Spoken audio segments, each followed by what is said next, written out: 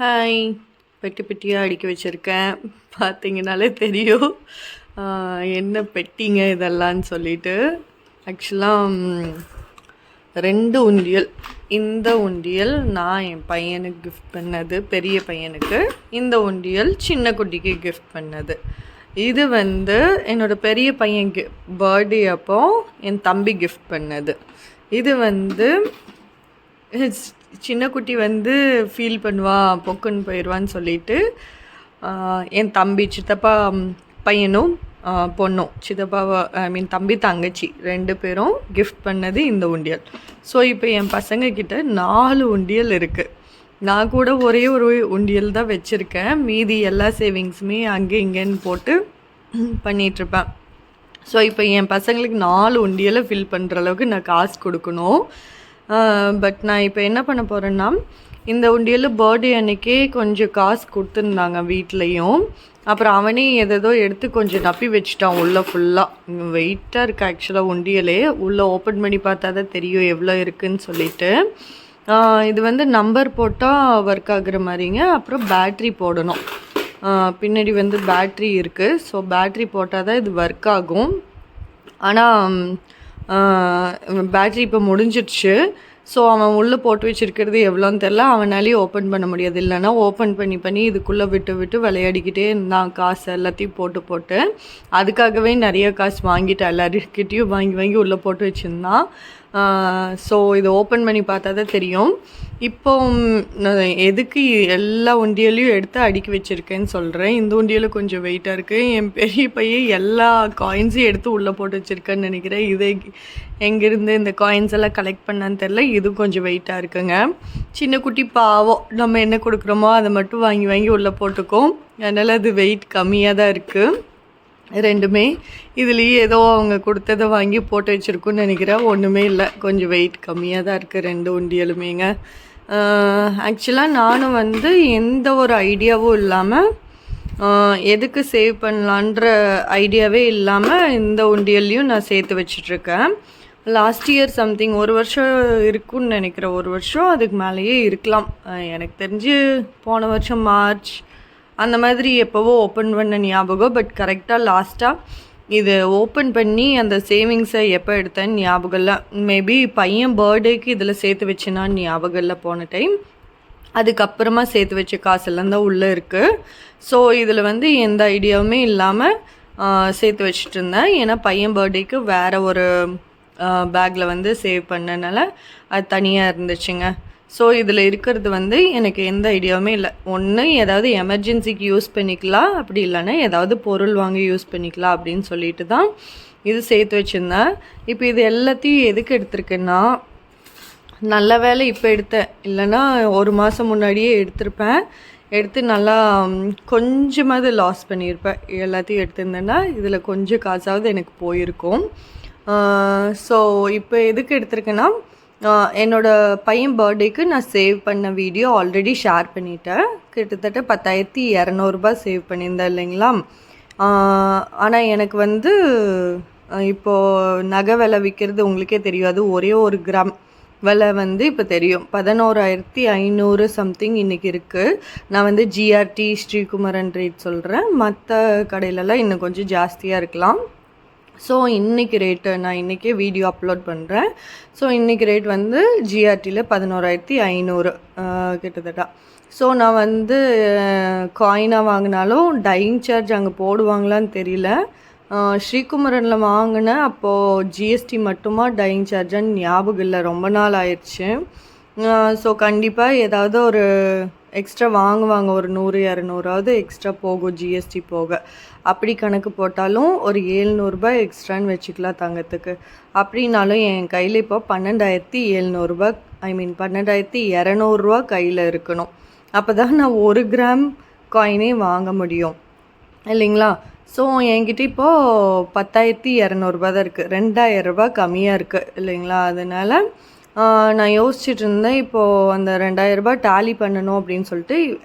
எதுக்காக நான் இன்னும் வாங்கலை. பையன் பர்த்டே முடித்து காயின் வாங்கிடுவேன். எப்போவுமே ஒன்று முன்னாடி வாங்குவேன், இல்லைன்னா பர்த்டே அன்றைக்கி 2 வருஷமும் அப்படி தான் வாங்கினேன். இப்போ 2 வருஷம் பர்த்டே தான் முடிஞ்சிருக்கு, இது 3rd பர்த்டே. நான் 2 வருஷமும் கொஞ்சம் சீக்கிரம் வாங்கிட்டேன். ஆனால் இந்த வருஷம் வந்து வெயிட் பண்ணிகிட்ருக்கேன், ஏன்னா நகை விலை பிச்சுக்கிட்டு போயிட்டுருக்குங்க. அதனால் யோசிக்காமல் வாங்க முடியல. மனசு கேட்கல அவ்வளோ காசை கொண்டு போய் கொடுத்து காயின் வாங்கிறதுக்கு. அதனால் யோசிச்சுட்டே இருந்தேன், சரி விலை எங்கேயாவது குறையலாம் அப்படின்னு சொல்லிட்டு வெயிட் பண்ணிகிட்டே இருந்தால் மடன்னு 2 வாரத்தில் 12,000க்கு வந்துச்சுங்க. நான் வாங்கலான்னு யோசிக்கும் போது 10,700 600 அந்த ரேஞ்சில் தான் இருந்துச்சு பையன் பர்த்டே அப்போ. சரி குறையும்னு பார்த்து 11 ஆயிடுச்சு. 11 ரொம்ப ஜாஸ்தி, இன்னும் குறையட்டும்னு பார்த்தா 12 ஆயிடுச்சு. 12ஐயும் தாண்டுச்சு. இப்போ தான் தீபாவளி முடிச்சுட்டு தான் கொஞ்சம் ரேட் குறைஞ்சிருக்குங்க. இப்போ 11,500. இன்னும் குறையும்னு சொல்கிறாங்க. பட் எதை நம்புறதுனே தெரில. மைண்ட் ரொம்ப ஆசிலேஷனாக இருக்குது. இதுக்கு மேலே லாஸ் ஆகுமா, நம்ம கை காசு இன்னும் எச்சா போடணுமா, இல்லை இன்னும் குறையுமா, வெயிட் பண்ணலாமான்னு சொல்லி ஒரே கன்ஃபியூஷன். சரி எதுவாக இருந்தாலும் நம்ம ப்ரிப்பேர் பண்ணி வச்சுக்கலாம் அப்படின்னு சொல்லிட்டு யோசிச்சுட்டு இருந்தேங்க. சரி இந்த உண்டியல் இருக்க அமௌண்ட்டெல்லாம் எடுத்துக்கலாம் அப்படின்னு சொல்லிட்டு. எதுக்கு எல்லா அமௌண்ட்டும் சேர்த்துனா வெறும் 2,000 தான் வருமா அப்படின்னு கேட்டிங்கன்னா கண்டிப்பாக இல்லை, அதை விட ஜாஸ்தியாக தான் எனக்கு தெரிஞ்சு சேவ் பண்ணியிருப்பேன். எல்லாமே சேர்த்து கண்டிப்பாக 5,000க்கு மேலே தாங்க இருக்கும். இன்னொரு விஷயம் என்னென்னா, என்னோடய தாலி கொடியில் வந்து ஒரு வெள்ளி இவ்வளோ பெருசு இருக்கும், வெள்ளி செயினு. ஸோ அந்த உருக்கள் எல்லாம் கோர்த்து வைப்பாங்க இல்லையா, அதில் வந்து இவ்வளோ லென்த்துக்கு நிறைய பேர் தங்கத்துலேயே போட்டிருப்பாங்களோ என்னமோ தெரியல. பட் நாங்கள் வந்து வெள்ளியில் தான் அது கனெக்ட் பண்ணியிருப்போம். தங்க தாலியில் வந்து நடுவில் அந்த உருக்கள் ஜாயின் பண்ணுற இடம் வந்து இவ்வளோ பெரிய பீஸ் வந்து வெள்ளியில் இருக்கும். ஸோ அதில் வந்து ஒரு 2 கம்பி மேலே தூக்கிடுச்சு அந்த வெள்ளி செயினில். ஸோ அதையும் மாற்றிக்கலாம். அது கொஞ்சம் குத்திகிட்டே இருக்குது, கொஞ்சம் அந்த கம்பி தூக்கிட்டே இருக்குது. நானும் அமுத்தி விடுறேன், பட் அது தூக்கிடுச்சு. கம்பின்றப்போ அது கழுத்தில் குத்திக்கிட்டே இருக்கு. ஸோ அதையும் மாற்றிடலாம், அது போட்டு மாற்றலாமான்னு யோசிச்சுட்டு இருந்தேன் ஃபஸ்ட்டு. சரி வெள்ளி என்றைக்குமே நம்ம கையில் ஒரு பொருள் இருக்கிறது நல்லது தான்ட்டு வச்சுக்கலாமான்னு யோசித்தேன். அதை வச்சு என்ன பண்ண போகிறோம், பிகாஸ் அது டேமேஜ் ஆன பொருள் தான் அப்படின்னு சொல்லிட்டு சரி அதை போட்டே எடுத்துக்கலாம் அப்படின்னு சொல்லி நினச்சிட்டு இருந்தேன். சரி போட்டு எடுத்தாலும் கண்டிப்பாக கொஞ்சமாவது அதிக அமௌண்ட் நம்ம கையிலேருந்து கொடுக்குற மாதிரி இருக்கும். அதனால் அதுக்கும் கொஞ்சம் அமௌண்ட் வேணும். அதுவும் வந்து நம்ம சேவிங்ஸ்லேருந்தே எடுத்துக்கலாம் அப்படின்னு யோசிச்சுட்டு இருந்தேங்க. அப்புறம் இன்னொரு விஷயம் என்னென்னா, நான் வந்து அல்லக்காது குத்திருக்கேன். அல்லக்காதுனா சைடில் வந்து ஒரு ரிங் மாதிரி போட்டிருப்பேன். 2 ரிங் போட்டிருந்தேன், 2 காது குத்தி. ஒரு டைமில் வந்து என் தம்பி கல்யாணமோ தங்கச்சி கல்யாண டைம்லேயோ கழட்டிட்டேன், ஒரு ரிங்கை கழட்டிட்டேன். அப்போ வந்து பார்த்தா ஒரு 2-3 நாளுக்குள்ளேயே அந்த ஓட்டை அடைஞ்சிருச்சுங்க. திருப்பியும் குத்தலான்னு யோசிச்சுட்டே இருந்தேன், பார்த்தா இல்லை, குத்தவே இல்லை. அதுவும் இல்லாமல் அந்த ரிங்கும் வந்து சீக்கிரம் கலண்டு வர மாதிரி ஆயிடுச்சு. ஒரு 2-3 டைம் நான் தூங்கும்போது பெட்டில் கலந்து வந்துடுச்சு. அப்பப்போ பார்த்தா ஒரு 2-3 டைம் மிஸ் ஆயிடுச்சு. தேடி கண்டுபிடிச்சி எப்படியோ கிடச்சிச்சு. திருப்பி எடுத்து இதுக்கு மேலே நம்ம ரிஸ்க் எடுக்கக்கூடாது தங்கம் விற்கிற வேலைக்குன்னு அதை எடுத்து உள்ளே பத்திரமா வச்சுட்டேன். அதுக்கப்புறம் இன்னொரு சின்ன இது வாங்கியிருந்தேன். என்னோடய சேவிங்ஸ் வச்சு போன டைம் ஒரு சின்ன கம்மல் மாதிரி ஸ்டட் மாதிரி வாங்கியிருந்தேன் அல்லக்காது குத்துறதுக்கு. பட் அது எனக்கு ஸ்டோன் வச்சு ஒரு கம்மல் மாதிரி தான் இருக்கும். பட் எனக்கு அது பெருசாக இன்ட்ரெஸ்ட் இல்லைங்க. அது எப்பவுமே குத்துறதுக்கு கொஞ்சம் பெருசாக தெரியுது என் காதுக்கு. ரிங்கு தான் எனக்கு பிடிச்சிருந்துச்சி. 2 ரிங் போடும்போது அழகாக இருக்க மாதிரி. அதனால் திரும்பவும் அந்த ரிங்கே வாங்கிக்கலான்னு யோசிச்சுட்டு இருந்தேன். அது போட்டாலுமே கண்டிப்பாக நம்ம எக்ஸ்ட்ரா பே பண்ணுற மாதிரி தான் வரும். அந்த ரிங்குமே இனி யூஸ் இல்லை. ஸோ வச்சுக்கலாமான்னு யோசித்தா சரி யூஸ் இல்லை, கண்டிப்பாக என்றைக்கோ ஒரு நாள் போட்டு தான் வேறு பொருள் எடுக்கணும். ஸோ அதை போட்டே நம்ம வந்து இன்னொரு ரிங் எடுத்துக்கலாம் கோல்டில். நான் வந்து அவினாஷி தம்பியண்ணன் ஜுவல்லரியில் ஒரு ரிங் எடுத்திருந்தேன். என்னென்னா அந்த ஸ்டோன் வச்சு ஒரு ரிங் வச்சுருந்தேன், அது உடஞ்சி போச்சு. அதனால் அதை மாற்றி கோல்டில் தான் ரிங் எடுத்திருந்தேன். அது வந்து ஒரு பீஸ் மட்டும் போதும்ன்ட்டு அன்றைக்கெல்லாம் விலை அதிகமாக இருந்துச்சு, கையில் அளவாக அமௌண்ட் இருந்ததுனால போதும்னு சொல்லி வாங்கிட்டு வந்திருந்தேன். ஆனால் எனக்கு அது ரொம்ப இம்ப்ரெசிவாக இருக்குங்க, நல்லா இருக்குது குவாலிட்டி. நான் காதில் போட்டாலும் சீக்கிரம் கழண்டு வரதில்லை, நல்லா டைட்டாக க்ரிப்பாக பிடிச்சிக்குது. நான் ஒரு நாள் அந்த ரிங்கை கழட்டினேன்னா உங்களுக்கு எப்படி இருக்குன்னு வீடியோ காமிக்கிறேன். ஸோ அதுலேருந்தே யோசிச்சுட்டு இருந்தேன் அதே மாதிரி இந்த ரிங்கும் வாங்கிக்கணும். ஏன்னா நான் ஆல்ரெடி வாங்கின ரிங் வந்து பெருசாக இது இல்லை, சும்மா இப்படி அமுத்தி விட்டால் செட் ஆகிக்கிற மாதிரி. அதில் எந்த பேலன்ஸுமே இல்லை. அதனால் சீக்கிரம் கலண்டு வந்துடுது, வளைஞ்சிருது, எல்லாமே ஆகுது. அது வந்து ஜாய் ஆலுக்காஸ்லேயோ ஜோஸ்லேயோ வாங்கினதுங்க. ஜோஸ் தான் நினைக்கிறேன், ஜோஸ் ஆலுக்காஸ் எப்போவோ வாங்கினது. ஸோ அதுவும் வந்து தம்பி அண்ணனில் தான் கண்டிப்பாக மாற்றணும். ஏன்னா வேறு எங்கேயுமே தேடி பார்த்து எனக்கு கிடைக்கல. தம்பி அண்ணனில் மட்டும்தான் சாட்டிஸ்ஃபைடாக இருந்துச்சு. அது தங்கச்சி மேரேஜ் டைமில் ஏதோ கோல்டு வாங்க போனப்போ அப்படியே விசாரித்து பார்த்தா கிடச்சிருச்சு. அப்புறம் செக் பண்ணி பார்த்து சரி வாங்கிக்கலாம், டிஃப்ரெண்ட்டாக இருக்குது, ட்ரை பண்ணலாம் ஒன்றுன்னு சொல்லி வாங்கினது. பார்த்தா அது நல்லா இருக்குது. ஸோ அதையே வாங்கிக்கலாம் அப்படின்னு சொல்லி யோசிச்சுட்டு இருந்தேங்க. இப்போ அந்த ரிங்கு போட்டாலும் எனக்கு கண்டிப்பாக ஒரு 2 to 3K கண்டிப்பாக 3000 அதிகமாக வரும்னு நான் யோசிக்கிறேன். பட் எவ்வளோன்னு தெரில. 1 கிராமுக்குள்ளே தான் இருக்கும், ஆனாலும் ரேட் அதிகமாக இருக்கும். நம்ம போடுறது வந்து பாதி ரேட்டுக்கு தான் எடுப்பாங்க, அது லாஸ் தான் நம்மளுக்கு. ஸோ அதுக்கும் கை காசை போட்டு இப்போதைக்கு வேஸ்ட்டாக எடுக்க வேண்டான்னு யோசித்தேன். ஏன்னா அதை நான் வந்து சைடு காதில் அழகுக்கு குத்துறது தான். ஆனால் அதுவும் ஒரு இன்வெஸ்ட்மெண்ட் தான், ஒரு உபயோகமான பொருள் தான். சரி இப்போது இருக்க சேவிங்ஸை வச்சு தங்கம்னு ஒன்று எடுக்க போகிறதுக்கு நான் கடைக்கு போகும்போது எல்லா வேலையும் ஒரே டைமில் முடிச்சுக்கலாம் அப்படின்னு யோசிச்சுட்டு இப்போ வந்து அதுக்காக கை காசு வந்து இப்போ அளவாக தான் இருக்குது. தட் மீன்ஸ் 10,200 தான் கையில் இருக்க காசு. அது போக மீதியெல்லாம் வந்து வச்சுருக்க செலவு, இருக்கிற செலவுக்கு யூஸ் பண்ணுற காசெல்லாம் போட்டு எடுக்க முடியாது தங்கம். ஏன்னா எனக்கு சீட்டு கட்டுறதே பெரிய வேலை. அது போக நான் தோட்டம் எல்லாம் போட்டிருக்கனால அதுக்கு கொஞ்சம் செலவு பண்ணிகிட்ருக்கேன். விதையாக இருக்கட்டும், உரமாக இருக்கட்டும், எல்லாமே மண்புழு உரத்துலேருந்து எல்லாம் காசு கொடுத்து வாங்கினால எனக்கு கொஞ்சம் செலவு ஆகிட்டே தான் இருக்குது. மற்ற செலவுகளும் அதிகமாக இருக்குது. அதனால் கையில் இருக்க காசை வேஸ்ட் பண்ண முடியாது. ஸோ அதை யோசிச்சுட்டு இருந்தேன். சரி இந்த காசெல்லாம் வேல்யூ குறைஞ்சிட்டே தான் போயிட்டுருக்கு, தங்கத்தோட மதிப்பு அதிகமாகிட்டே தான் போயிட்டுருக்கு. அதனால் கண்டிப்பாக விலை அதிகமாகும். 2028லலாம் பார்த்தா தங்கத்தோட விலை அதிகமாகுன்றாங்க. அது எவ்வளோ போகும்னு தெரியல. இருந்தாலும் தங்கத்துக்குன்னு ஒரு மதிப்பு இருக்குது.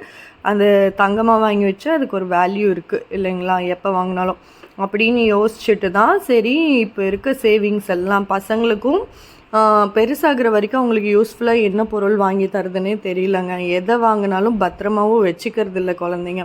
அதனால் யோசிச்சுட்டு காசை வேஸ்ட் பண்ண வேண்டாம், அவங்க பெருசானதுக்கப்புறம் இதெல்லாம் அவங்களுக்கு தான் போக போகுது. அதனால் எல்லா சேவிங்ஸுமே எடுத்து கவுண்ட் பண்ணி பார்க்கலாம், எவ்வளோ காசு இருக்குதுன்னு சொல்லிவிட்டு அதுக்கேற்ற மாதிரி டிசைட் பண்ணிக்கலாம். முக்கியமாக இந்த 3 பொருளும் நான் யோசிச்சு வச்சுருக்கேன். பையனுக்கு காயின் கண்டிப்பாக வாங்கணும் இந்த வருஷம். எப்போவுமே அக்டோபருக்குள்ளே அக்டோபர் ஸ்டார்டிங்லேயே வாங்கிடுவேன். பட் இந்த தடவை அக்டோபருக்குள்ளேயே அது வாங்கணும்னு நினச்சிருக்கேன். ஆனால் அடுத்த வாரமும் விலை குறையுமா இல்லை என்ன ஆகும்னு தெரியல நகை விலை. அப்புறம் எனக்கு டைமும் கிடைக்கணும், நிறைய கல்யாணம் ஃபங்க்ஷன்ஸ் எல்லாம் வருது. ஸோ எந்த டைமில் போகிறனோ அப்போ வந்து நான் வாங்கிக்குவேங்க. அந்த டைம்லேயே கையோட நான் பிளான் பண்ண மீதி 2 பொருளையும் வாங்கிக்கலாம் அப்படின்னு யோசிச்சுட்ருக்கேன். சப்போஸ் எக்ஸ்ட்ரா வந்தால் ஏதாவது வெள்ளி காயினோ ஏதாவது வாங்கிக்கலாம், ஒரு 5 கிராம் 10 கிராம் அப்படின்னு யோசிச்சுட்ருக்கேங்க.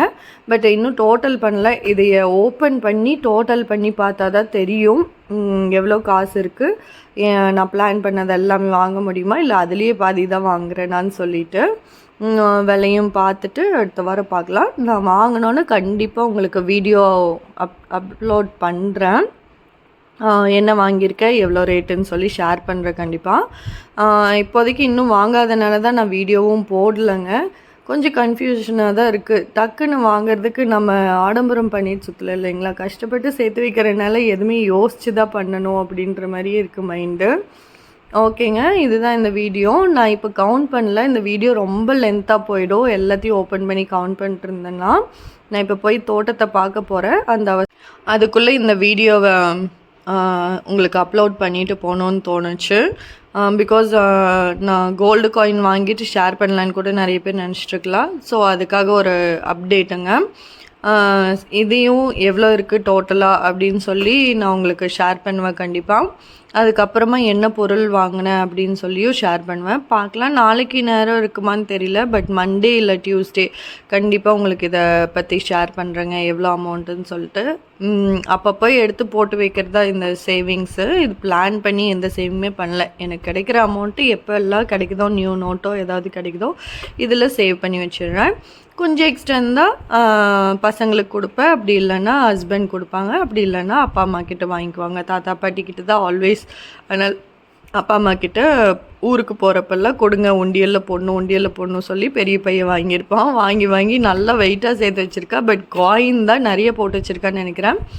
பார்க்கலாங்க இன்னொரு வீடியோவில் எவ்வளோ சேவிங்ஸுன்ட்டு. எல்லாருமே சேர்த்து வைங்க, லைஃப்பில் ரொம்ப முக்கியமான ஒன்றா போயிட்டுருக்கு.